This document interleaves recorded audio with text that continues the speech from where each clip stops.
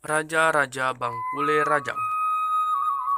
Tersebutlah pemuda dari Sarawak, Malaysia, datang ke Bukit Bawang dan menikah dengan Balo Tanang dan memperanakan Nek Ramaga.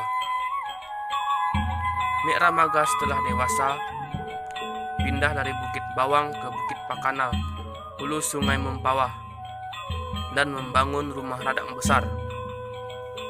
Nek Ramaga kemudian menikah dengan Ramanik dan memperanakan 7 orang anak, semuanya lelaki.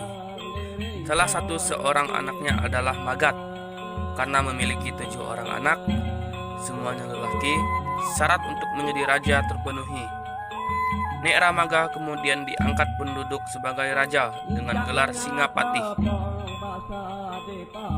Nek Ramaga wafat, ia digantikan anaknya yang tertua yang bernama Magat dengan gelar Patih Gumantar.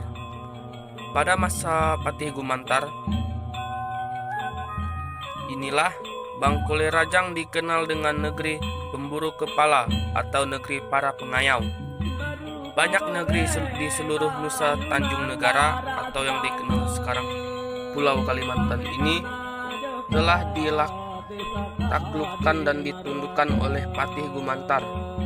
Pada masanya, Patih Gumantar menetapkan lambang dan bendera kerajaan serta hukum kerajaan Bangkule Rajang atau yang sekarang dikenal dengan hukum adat Dayak Kanayan. Setelah meninggal karena berperang dengan orang tidak dikenal, ia digantikan adiknya yang bernama Manding atau dikenal dengan sebagai Patih Idu. Karena anak-anak raja belum dewasa pada masa Patih Idu, orang-orang Rara Tanganap menyerang Bangkule Rajang. Patih Idu wafat dan digantikan oleh putra Patih Gumantar yang bernama Nyabang atau dikenal dengan Patih Ngabang.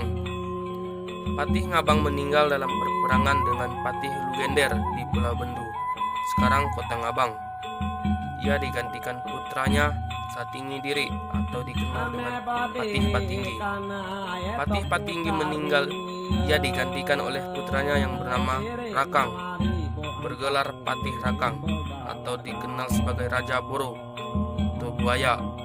Sepeninggalan Patih Rakang, ia digantikan putranya Ria Kudung dan dikenal sebagai Raja Kudung karena ia tidak memiliki tangan. Pada masa Raja Kudung, agama Islam berkembang di Nusa Tenggara seiring memudarnya kerajaan Majapahit.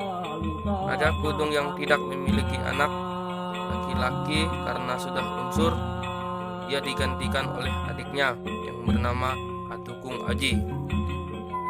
Sebelumnya, Raja Kudung sudah mengangkat cucunya yang bernama Singauk sebagai raja yang akan meneruskan kepemimpinannya. Setelah Singauk dewasa, Atukung Aji menyerahkan kekuasaan raja.